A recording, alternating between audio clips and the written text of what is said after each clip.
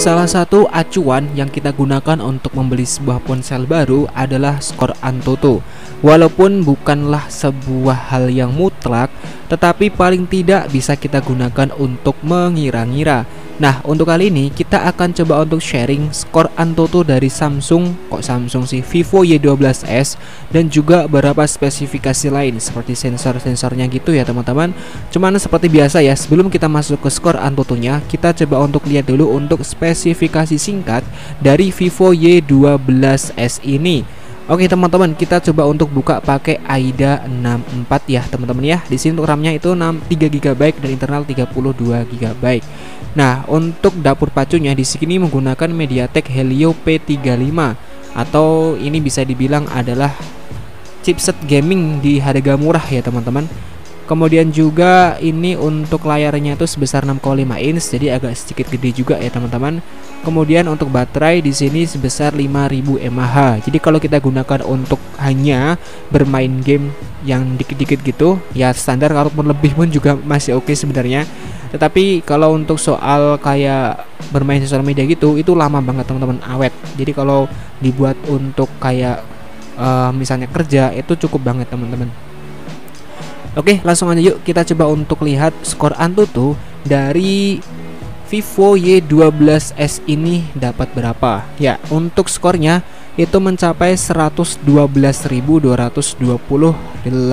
Ya, lumayan banget ya teman-teman. Kita coba untuk lihat untuk skor yang paling tinggi, jelas banget ya. Di sini dipegang oleh si CPU-nya yang mencapai Rp46.000. Kok rupiah sih? Nah, jadi kalau membeli HP ya, hampir semua orang kan pasti milih dulu ya HP-nya itu kayak gimana. Cuman kan setiap orang kan beda-beda ya. Ada yang mengambil spesifikasinya itu dari sisi kamera, ada juga dari sisi desain, ada juga dari sisi gamingnya. Makanya HP itu dibuat beda-beda, jadi nggak satu bagus semua, nggak satu misalnya kamera bagus, ini bagus, nggak semuanya ya. Karena kalau bagus semuanya itu nanti jatuhnya ke flagship yang harganya itu pasti mahal gitu teman-teman.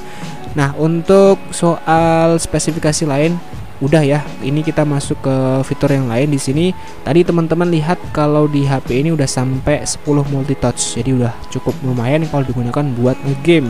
Kemudian untuk pada bagian sensor ini saya juga suka. Sensornya tuh lengkap banget teman-teman. Jadi kayak sensor gyroscope, kemudian juga orientasi, jarak dekat, cahaya, itu semuanya komplit banget. Cuman yang absen di sini sensor suhu dan satu sensor lainnya yaitu saja yang absen. Tetapi kalau untuk secara keseluruhan ini sensornya komplit dan yang paling banyak kita gunakan, termasuk gyroscope dan sensor cahaya ataupun orientasi, ini semuanya ada di HP ini. Mantep banget ya teman-teman. Ini untuk update ketika di video ini dibuat. Untuk harganya sekitar 1.500.000-an ya teman-teman ya, 1.550.000 ya, sampai dengan 1.600.000-an di harga di RAM 3GB dan internal 32GB. Nah, untuk soal kamera di sini kita akan lihat sedikit saja teman-teman ya. Untuk fiturnya di sini ada panorama, ada video, ada foto, dan sayangnya di sini tuh nggak support yang namanya fitur Pro ya. Di menu lainnya nggak ada fitur Pro, ya cukup disayangkan juga sih teman-teman. Cuman saya cukup suka dengan desainnya dan juga penempatan fingerprint yang ternyata diletakkan di samping kayak gini. Nah, ini saya cukup suka dari HP ini karena ya beda juga dan enak juga ketika kita gunakan untuk pegang HP-nya.